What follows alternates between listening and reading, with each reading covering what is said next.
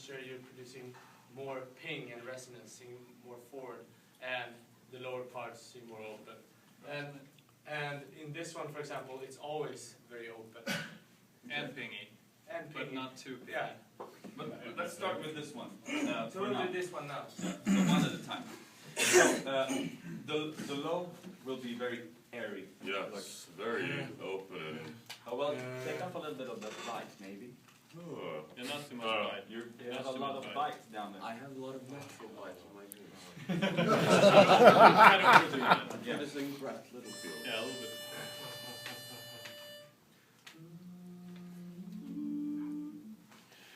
Saw her standing there, moonbeams in her hair, starlight in her eyes so fair, sweet radiance all around her. Ever will I hold so deep within my soul the loving vow she whispered low. That very night I found her. So kind of going upwards. Thank you. Going upwards is yeah, and then going down.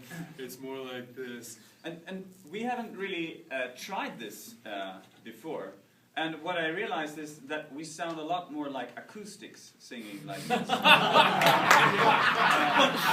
And you know, they are an amazing quartet. They won the first time, their first try. And a lot of the quartets have followed their picture of the sound model. So this is nothing against anybody, and we don't want to say that this is right or this is wrong. It's just different approaches on a sound. And whatever works for your quartet the best, that's what you should go with. So that's the bottom line. But okay, we'll get back to more of a conclusion later. This is now we're starting to experiment with different sounds, right? That's all we're doing, just experimenting with different sounds. So let's do this one now. I want to do the opposite. Yeah, I want to do the Let's do opposite. the opposite. Okay, so a lot of bite. A lot of bite. And Not necessarily volume, but it's not volume. Right. It's not volume, it's resonance. Yeah? Right. Placement. So is this the inverted? Yeah, it's the Okay. inverted one, Yeah, so okay. the opposite of what we did.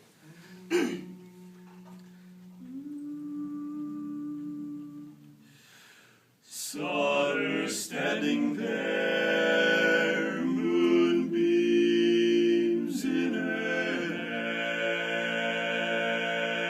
hair, starlight in her eyes so fair, sweet radiance all around her.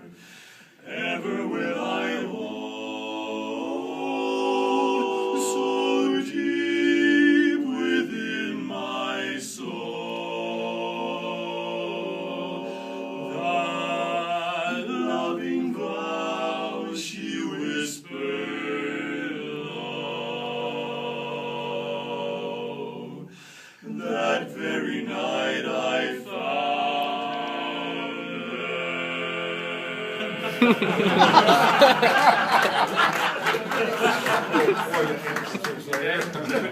Bass wins. You notice a difference there.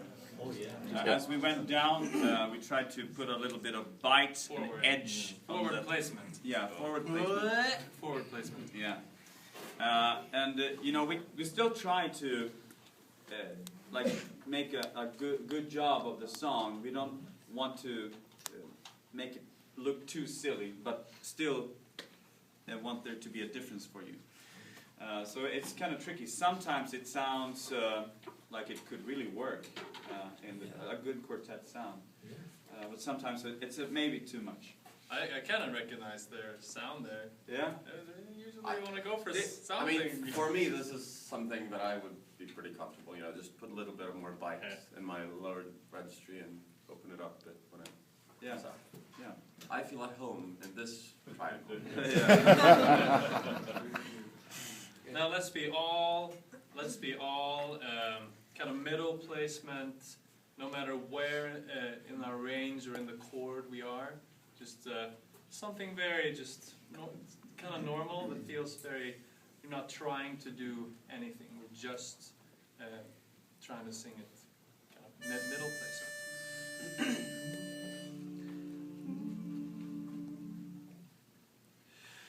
Saw her standing there, moonbeams in her hair, starlight in her eyes so fair, sweet radiance all around her. Ever will I hold so deep within my soul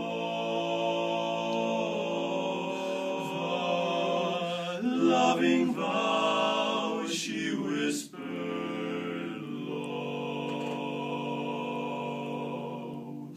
That very night I found her. So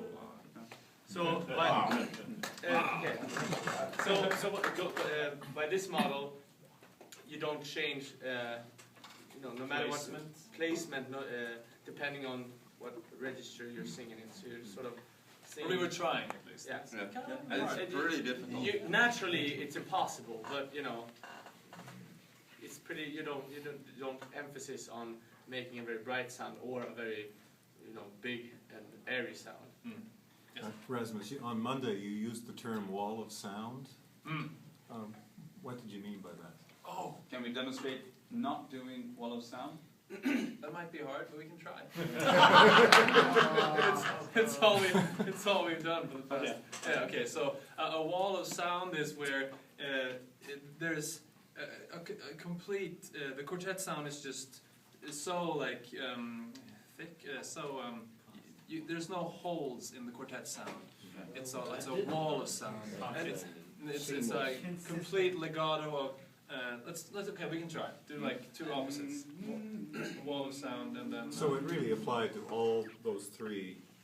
Yeah, and to create a wall of sound, you don't only need a good sound necessarily, but also sync is key to have a wall of sound, and also pitch has a huge it's and how you pronounce things.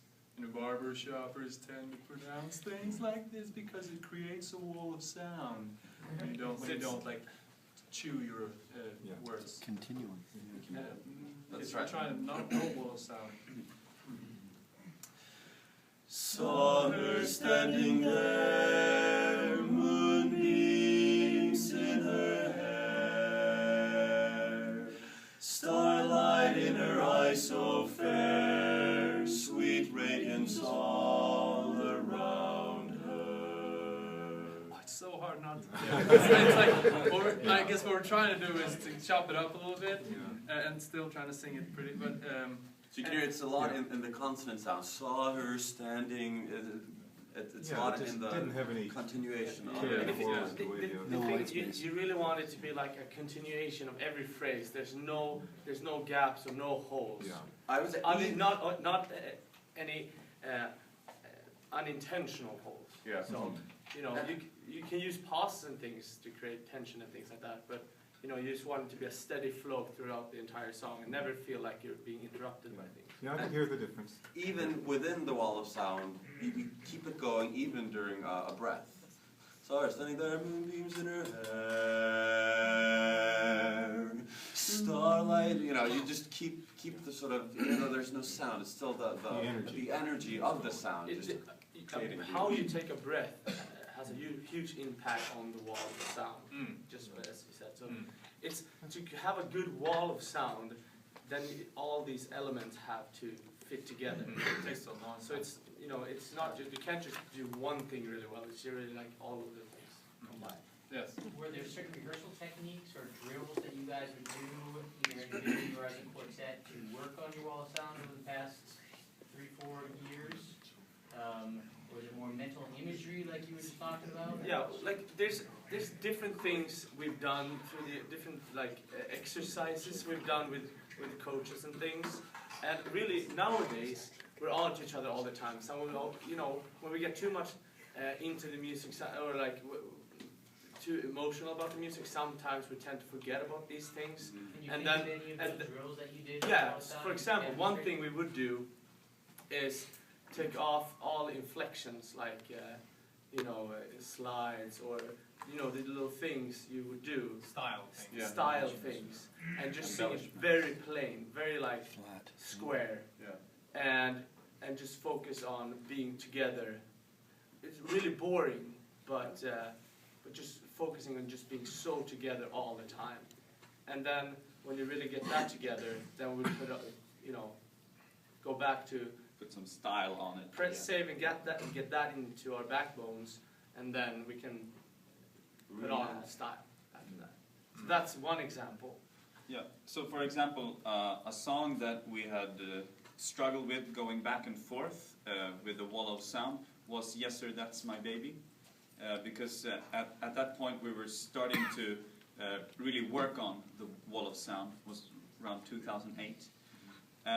So what often happened was, yes sir, that's my baby, no sir, I don't mean maybe, yes sir, that's my baby now. Like, there's style, there's inflection and embellishments in there.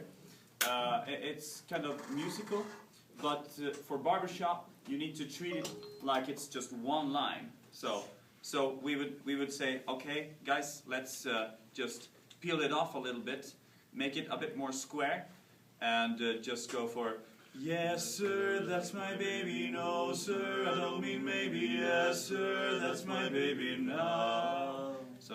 So just, and then when you go from there, it's easier to keep the wall of sound, and you just add small things that doesn't disrupt the wall. And also, if the melody parts keep this wall of sound, it gives us a bit more freedom for the lead singer to have a bit more vocal embellishments, and he can sing his melody part more as he would like, because the three of us, we can keep sort of the wall of sound going, and he can be a bit more free. So usually, to generalize things in our quartet, for uptunes, we would have to work a lot with the wall of sound. This is naturally, you know, more things happening, more rhythms and small things. It's easier to sing with style for us in that than a ballad, because there's all these things happening all the time. So we would have to work a lot on just having a sound all the time. Even though there's a lot of things happening, we never let go of the sound. On the other hand, in a ballad, it would be the opposite. So it naturally, with all these long phrases, you know, it came kind of naturally to be together all the time. But then the difficulty was to make it interesting and to add embellishments and style to that. You know, so that would be something we would have to work more on our ballads. So it depends on what kind of music you sing, really.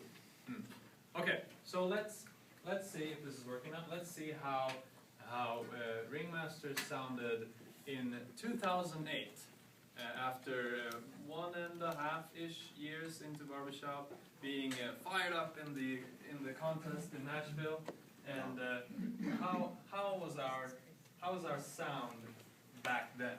Okay.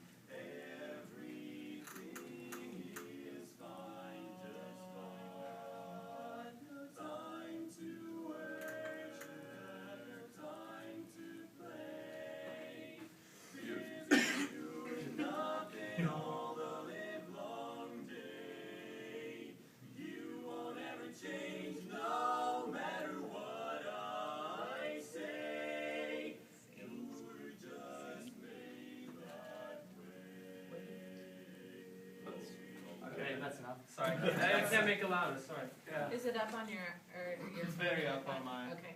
Yeah, we couldn't do anything with this. The other speaker wasn't working. It's a Mac. I don't know. So which one of these would you say you were sort of trending towards, or something else completely? What's your general opinion about the sound? Kinda like I like Yes. the first one, the very first one. Yeah. Yeah. I mean, I can hear myself sort of going from here to here, disregarding anything below here. Just sort of always really long as there's low, really forward all the time. It almost sounds like the straight one, but compressed Yes. like that. that's Yeah. very true. Yeah, very, very edgy all the time. Yeah. I thought you were emulating, had picked up four voices and were emulating the bass of Yeah. four voices. Probably, he sings Very kind of, nasal, but he has a bigger voice.